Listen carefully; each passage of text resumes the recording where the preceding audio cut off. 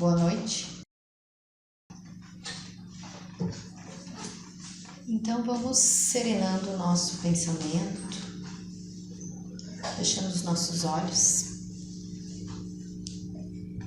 levando o nosso pensamento a Deus, a Jesus, e que todos nós, nosso mestre, nosso querido amigo, de todos os momentos, abençoe os nossos corações e que possamos sentir-nos a sua paz a nos envolver e a criar a ambiência necessária deste local, deste momento, aqui para todos nós, e que possamos recolher aquilo que mais precisamos, as inspirações vindas do mais alto,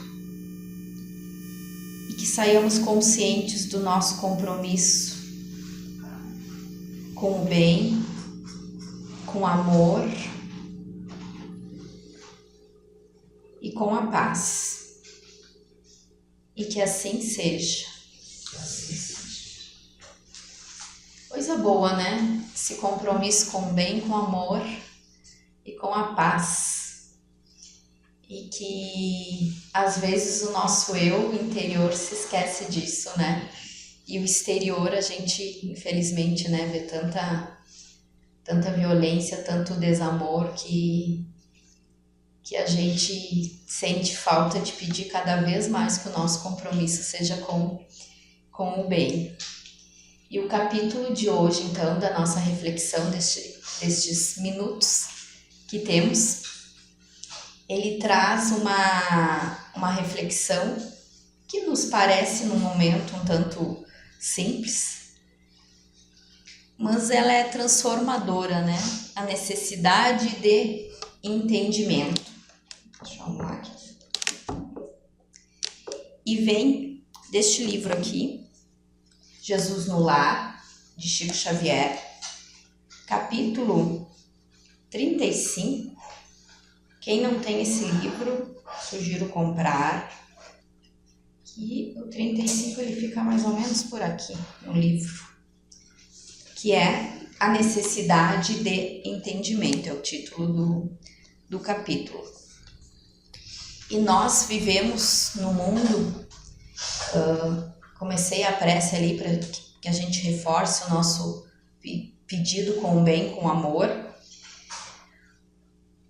que nós viemos no mundo com a necessidade de sermos compreendidos.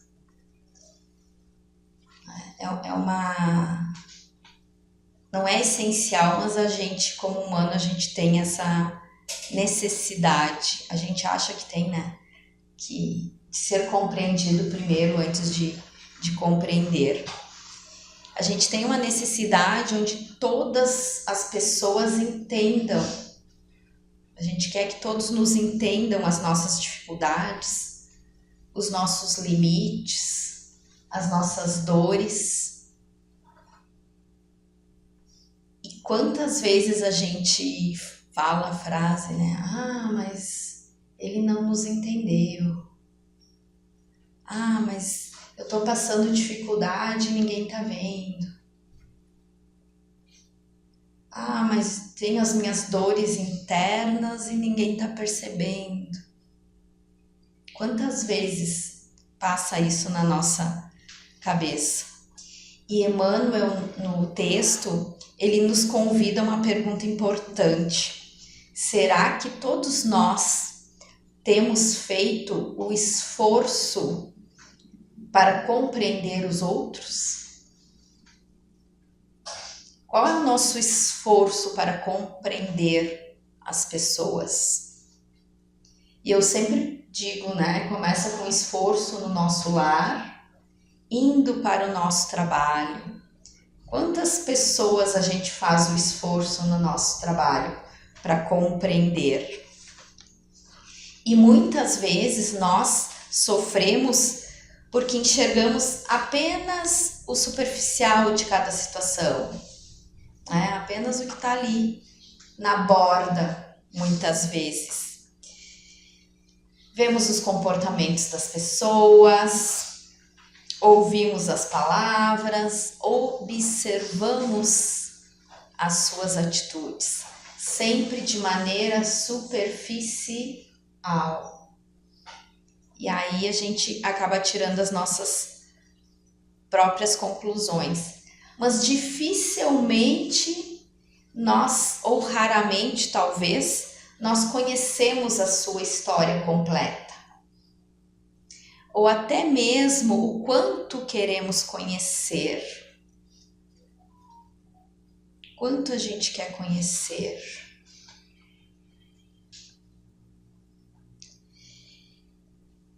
E é justamente aí quando a gente conhece, a gente só ou emite, né, as nossas opiniões ali da parte externa, é que surgem os julgamentos precipitados. É aí que a gente acaba cometendo, talvez não erros, né, mas talvez equívocos que não deveríamos cometer. Porque cada um de nós, cada espírito vive uma realidade diferente. Com pessoas diferentes, com necessidades diferentes. E isso não estou falando só de questões materiais que influenciam, sim, mas de questões morais, de questões espirituais. E a doutrina espírita, ela nos ensina que ninguém está no mesmo degrau evolutivo. Começando com a nossa própria família. A gente vê crianças dando ensinamentos para os pais, às vezes, morais. Às vezes o pai está cometendo uma infração ali, passando o sinal vermelho, o filho lá. Ah, pai, tu não devia estar fazendo isso, tá errado.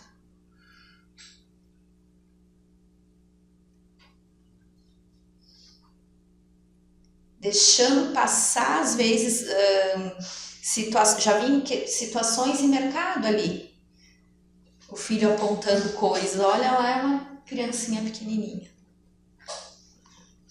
E cada criatura carrega uma bagagem diferente com tudo isso, com os nossos aprendizados, com os nossos locais de que nascemos, com as pessoas com que convivemos. Isso vai dando uma bagagem para nós diferente de cada um.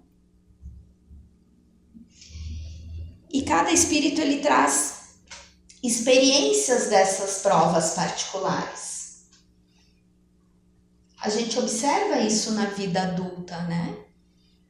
Às vezes na própria resiliência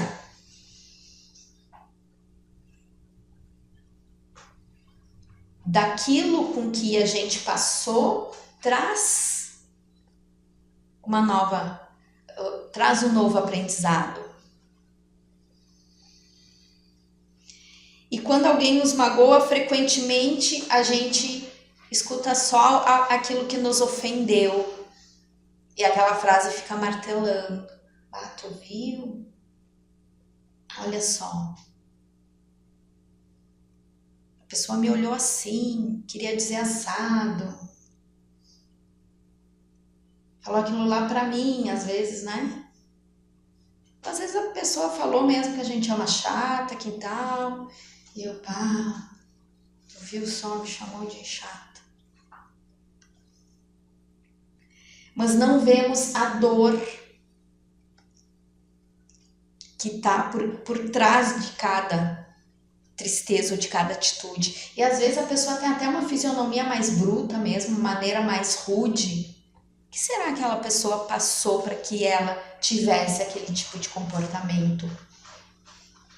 Ou aquele porte, às vezes, também mais rígido na maneira de se comportar, na maneira de falar, na maneira de receber as informações.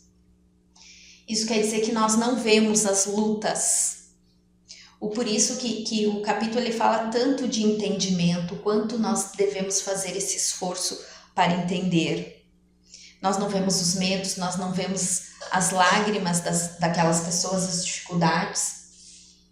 E tem uma história, não sei se alguém de vocês já conhece, que uma certa vez um homem entrou num trem acompanhado de crianças, e essas crianças, que eram os filhos deles, né, filhos dele, e aí essas crianças corriam para lá e para cá, começavam a incomodar os outros passageiros, porque eles gritavam, eles mexiam nas coisas, e as pessoas começaram a ficar além de incomodadas e irritadas.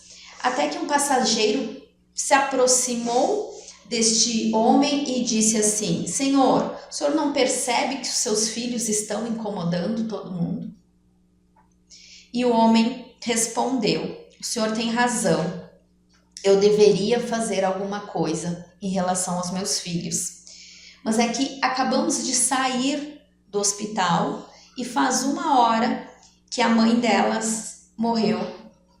E eu não sei como contar isso para as crianças. E eu também não sei o que fazer com as dores e com o que eu estou sentindo neste momento. E naquele instante tudo mudou. Naquele local, a situação não mudou o que estava acontecendo. As crianças eram as mesmas, o Senhor era o mesmo, mas o que mudou em relação a isso? A forma com que as pessoas começaram a ver aquela situação. De certa forma, se compadeceram, tiveram compaixão com aquela dificuldade que aquele homem estava passando no mesmo momento. E no texto é exatamente isso que Emmanuel quer de nós. E talvez seja isso que ele esteja nos ensinando, né? Quantas vezes julgamos sem conhecer, apenas olhando, sem conhecer a história daquela pessoa, sem saber o que ela está vivenciando naquele momento. E Jesus, ele compreendia todas as limitações humanas. E a isso, e tem uma frase, na verdade, que todos nós conhecemos, que é aquela: Pai, perdoa-lhes, porque eles não sabem o que fazem. Então, no momento mais difícil, ele pediu perdão para aquelas pessoas que estavam matando ele, de certa forma. Quantos de nós conseguiríamos fazer isso? Ou melhor, Deus não quer nem tanto assim da gente, né? Ele quer que a gente perdoe coisas bem mais simples do que aquele momento que ele passou. E aí o nosso treinamento ainda é muito difícil, porque às vezes a gente não consegue, né? Fica ali remoendo. E uma coisa importante: perdoar não significa esquecer, que é o mais importante. Quando eu estou perdoando, eu não estou esquecendo, não estou concordando, mas eu estou compreendendo aquilo. É diferente. E aí, às vezes, é uma palavra mal colocada, é uma mensagem não respondida. Quantas coisas a gente tem que ver além das aparências? É refletir cada situação.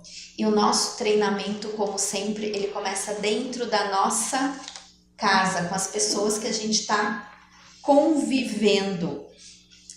E aí eu também escrevi que eu lembrei de uma outra história, que uma senhora procurou um orientador espiritual, onde ela falou: não consigo conviver com meu marido, ele é irritadiço, ele me irrita, ele me incomoda.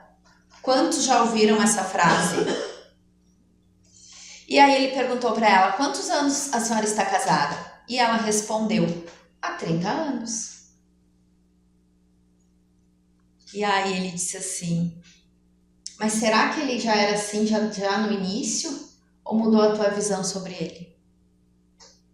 Ou outra ótica: talvez Deus tenha acreditado que vocês poderiam evoluir nesses 30 anos.